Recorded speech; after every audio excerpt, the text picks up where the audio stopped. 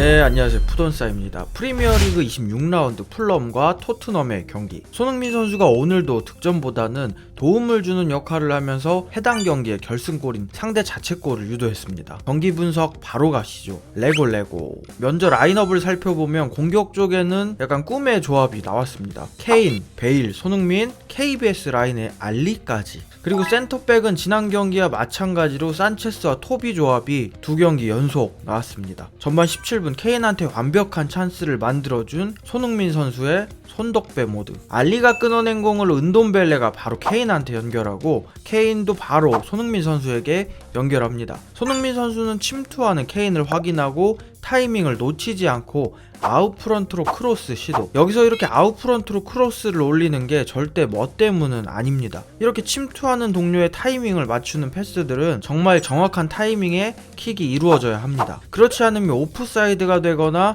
상대 수비가 마크를 붙거나. 손흥민 선수 입장에서 이 케인의 침투 타이밍을 맞추기 위해서는 아웃프런트로 올리는 크로스 말고는 선택지가 없었던 거죠. 앞에 수비를 따돌리기 위해 한번 접으면 당연히 타이밍이 어긋나게 되고 인프런트로 올리자니 앞에 수비 때문에 각도가 안 나오고, 또 이런 아웃프런트 킥들은 상대 예상 범위 밖에 있는 플레이라 조금 더 효과적입니다. 하지만 이 완벽한 찬스를 케인이 살리지 못합니다. 프리한 상황에서 헤더를 했지만 상대 골키퍼 정면으로 가면서 막히고 맙니다. 진짜 이 정도는 넣어줘야. 그리고 1분 후 18분에 손흥민 선수의 자책골 유도 장면. 토트넘이 풀럼의 전방 압박을 풀어내면서 좋은 기회를 만듭니다. 베일이 탈압박 이후 알리에게 곧바로 공을 주고 알리는 손흥민에게 주고. 개인적으로 오늘 나온 이 공격 조합이 좋은 게 굉장히 공을 간결하게 찹니다. 손흥민 선수는 상대 수비를 따돌린 이후 땅볼 크로스. 이 공을 알리가 살짝 방향만 돌려놓는데 이게 상대 수비 토신 맞고 들어갑니다. 그러면서 득점 알리, 도움 손흥민이 아닌 토신 자책골로 기록이 됩니다.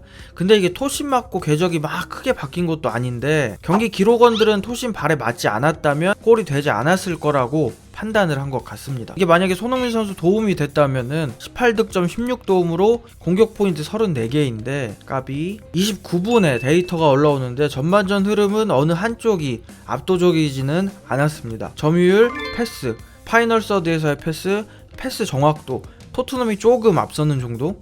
그리고 37분 손흥민 선수가 파울당한 이후 살짝 짜증을 내는 장면. 하프라인 근처에서 아이나가 손흥민 선수 뒤쪽에서 파울을 하는데 이후 손흥민 선수가 약간 짜증 섞인 표정을 짓습니다. 이게 짜증을 낸 이유가 처음이 아니었기 때문인데 오늘 경기에서 손흥민을 상대하는 아이나가 경기 내내 이런 식으로 손흥민 선수가 공을 잡으면 뒤쪽에서 그냥 파울로 끊어내는 모습을 보였습니다. 온더볼 상황에서 마주하게 되면 아무래도 힘들어지니까 그런 것도 있고, 이렇게 지속적으로 파울을 하게 되면 공격수 입장에서는 공 받을 때 다소 위축되기도 합니다. 그리고 39분 이번에는 알리가 손흥민 선수에게 하나 해줍니다. 알리가 반대쪽에서 침투하는 손흥민을 확인하고 수비수 먼 쪽으로 센스있게 크로스. 손흥민 선수가 헤딩 슛을 하지만 옆으로 빗나가고 맙니다. 그리고 62분 토트넘이 실점을 하는데 VAR 결과 산체스가 걷어내는 공이 상대 선수 팔에 맞은 게 확인이 되면서 다행스럽게 득점이 취소가 됐습니다. 후반전에는 토트넘이 계속 밀리는 경기 양상을 보였는데 66분에 무리뉴 감독은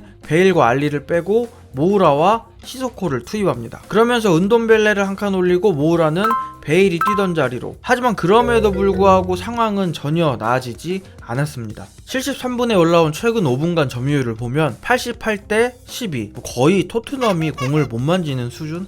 그리고 74분에는 은돔벨레를 빼고 라멜라를 투입합니다. 후반 82분 또 한 번 케인에게 빅찬스가 옵니다. 손흥민 선수가 탈압박 이후 라멜라에게 공을 내주고 라멜라는 시스코에게 공을 준 이후 바로 움직여서 다시 공을 받습니다. 이후 라멜라가 케인에게 1대1 찬스를 만들어주는데 골키퍼한테 막히면서 이걸 또 놓칩니다. 케인 무슨 일이야 도대체.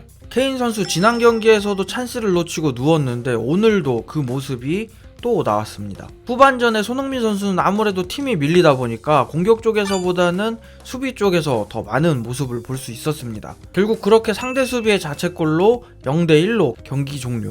정말 다행히도 승점 3점은 챙기면서 5위 웨스트햄과는 승점 3점 차이, 4위 에버튼과는 승점 4점 차이. 손흥민 선수는 경기가 끝나고 스콧 파커 감독이랑 이야기를 나누면서 들어가네요. 그리고 오늘 풀럼에서 조시마야 선수가 선발로 나왔는데 제 기억이 맞다면 아마 보르도에서 황의조 선수한테 주전 경쟁이 밀린 공격수입니다. 현지 팬들의 반응 몇 개 살펴보면 내가 본 최악의 후반전 중 하나였고 토트넘은 운이 좋았다. 2부 리그 수준의 측면을 바르셀로나 측면처럼 보이게 하는 한심한 수준.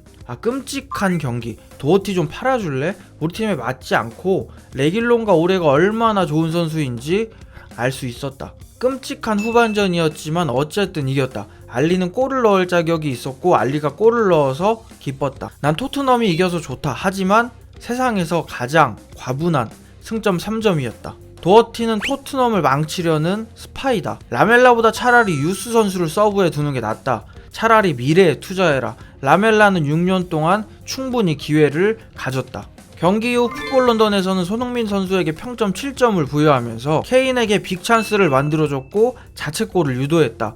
헤더를 시도했지만 빗나갔고 후반에는 수비를 많이 했다 라고 평가하였고, 케인에 대해서는 놓친 찬스에 대한 평가와 함께 평점 5점을 줬습니다. 한편 스카이 스포츠는 손흥민에게 평점 7점, 케인도 평점 7점을 줬습니다. 무리뉴 감독은 경기 후 인터뷰에서 풀럼이 더 많은 슛과 점유율을 가졌지만 우리는 승점 3점을 가질 자격이 있었다. 토트넘이 게임을 끝날 빅찬스를 더 많이 가진 팀이었다고 생각한다. 그리고 베일의 미래에 대해서도 언급을 했는데, 베일의 임대에 대해서는 레알 마드리드가 결정할 것이다 라고 하면서 레알 마드리드 손에 베일의 미래가 달려있다고 하였습니다. 토트넘의 다음 경기는 8일 새벽 4시 15분 크리스탈 팰리스와의 경기입니다. 오늘 경기까지 리그에서 4경기째 손흥민 선수의 득점이 없는데 다음 경기에는 꼭 득점하기를 응원하겠습니다. 부족한 영상 봐주셔서 감사합니다.